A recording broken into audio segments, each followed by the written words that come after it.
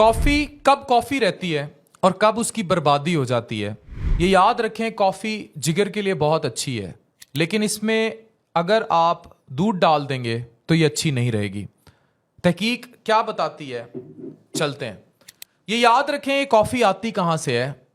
ये coffee plant से आती है जिस पर बेरीज उगती हैं, और कॉफ़ी का जो प्लांट है इसको 3 से 5 साल अपने अंदर वो सीड्स, जिन्हें हम कॉफ़ी बीन्स कहते हैं, जिन्हें रोस्ट किया जाता है, लग जाते हैं इन बेरीज को बनने में। और इस दौरान ये सब सहती हैं, ये गर्मी सहती हैं, इंसेक्टिसाइड सहती हैं, पेस्ट सहती हैं, और सब कुछ ये सहने के बाद आपको देती हैं कॉफ़ी बीन, जिसको रोस्ट किया जाता है और फिर आपको मिलती है कॉफ़ी।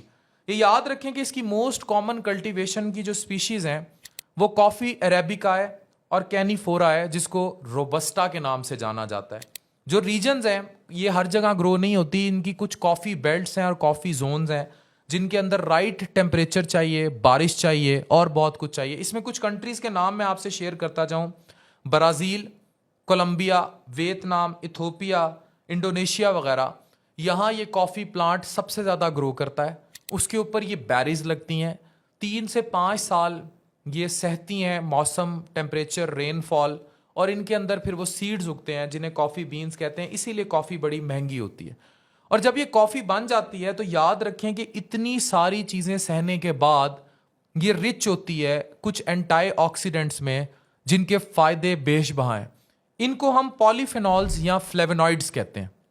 अब ये बात याद रखें कि ये पॉलीफेनॉल्स और फ्लेवोनॉइड्स आपकी सेहत के लिए बहुत अच्छे हैं, ये रिच इन एंटीऑक्सीडेंट हैं। और यूजुअली कॉफ़ी के अंदर जो कैफीन पाया जाता है ये 3 काम करेगा। नंबर 1, ये आपकी भूख को सप्रेस कर देगा, आपको कम भूख लगेगी, आप कम खाएंगे और आपको फिटनेस में मदद मिलेगी। नंबर 2, ये आपकी बॉडी में मेटाबॉलिज्म को फास्ट कर देता है, यानी कि आपकी ओवरऑल बॉडी का मेटाबॉलिज्म जो है वो बड़ी तेज़ी से काम करने लग जाता है। तीसरा, फैट बर्न किया जाता है। ये रिसर्च आप सामने देख रहे हैं कि ये सारी इसकी प्रॉपर्टीज़ हैं। अब अगर ये काली है, ये ब्लैक कॉफ़ी जो है, अगर ये ब्लैक रहेगी तो आप इसको एक्सरसाइज से पहले इस्तेमाल कर रहे हैं तो ये बहुत अच्छी है।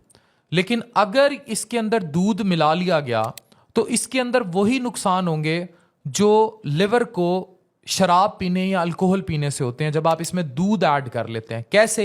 ऐसे रिसर्च ये कहती है कि जब इसके अंदर दूध डाला जाता है तो दूध के अंदर मिल्क सॉलिड्स मौजूद हैं, प्रोटीन्स मौजूद हैं, जो इन पॉलीफेनॉल्स के साथ बाइंड करते हैं और इनकी तमाम एंटीऑक्सीडेंट प्रॉपर्टीज को किल कर देते हैं। दूसरा, इसके अंदर एडिड शुगर डाली जाती है, जो बहुत मीठे फ्लेवर्स होते हैं। जब ये डाले जाएंगे, कैरामेल है, लाटे है, कैपेचिनो है, जब फ्लेवर्स ऐड कर दिए जाएंगे, अगर वो विदाउट शुगर है तो दैट इज परफेक्टली फाइन। लेकिन अगर उनमें शदीद किस्म की एडिड शुगर है तो इट मीन्स आप डायरेक्टली बॉडी के अंदर फ्रुक्टोज डाल रहे हैं, आपको ग्लूकोज का स्पाइक आएगा।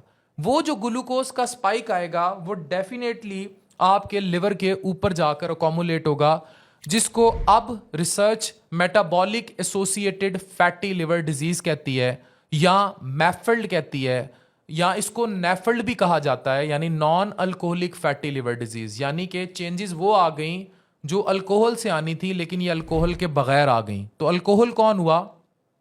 चीनी।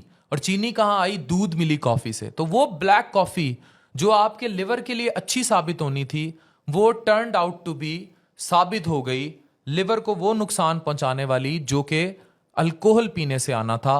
वो non alcoholic fatty liver disease हो गई, जिसको हम उर्फे आम में जिगर पर आई चर्बी या फैटी लिवर कहते हैं। हमारी ज्यादा इस्तेमाल चीनी के, फ्रुक्टोज के और शुगर स्पाइक्स का नुकसान ये हो रहा है कि पाकिस्तान में और इंडिया में हर तीसरे बंदे, चौथे बंदे के जिगर के ऊपर चर्बी मौजूद है, और ज़्यादातर वो फिर जिगर के टेस्ट ख़राब करती है, जिससे जिगर सिकुड़ता है और अल्टीमेटली नैश रिलेटेड सिरोसिस होती है, या मेटाबॉलिक एसोसिएटेड स्टीटोहेपेटाइटिस होता है, और अल्टीमेटली जिसे मैश कहते हैं, और अल्टीमेटली फिर जिगर सिकुड़ जाता है। रिसर्च ये कहती है कि पाकिस्तान के अंदर 25 से 30% जो जिगर की पैवंदकारी हैं उनमें डायरेक्टली इन्वॉल्व रहा है वो फैट जो आपके जिगर के ऊपर आ गया। इसलिए इसको आसान मत लें। अब ये फलाही वीडियो है, आपकी फलाह के लिए इतनी रिसर्च करके आपसे शेयर की गई है। अब आपकी चॉइस है कि जो कॉफ़ी का कप है आप इसको ब्लैक करके पी रहे हैं तो ये आपकी जिगर की दोस्त है, और यही अगर आप इसमें दूध डाल रहे हैं तो दूध स्ट्रेटली पॉलीफिनॉल्स और फ्लेवोनॉइड्स को यूजलेस बना रहा है।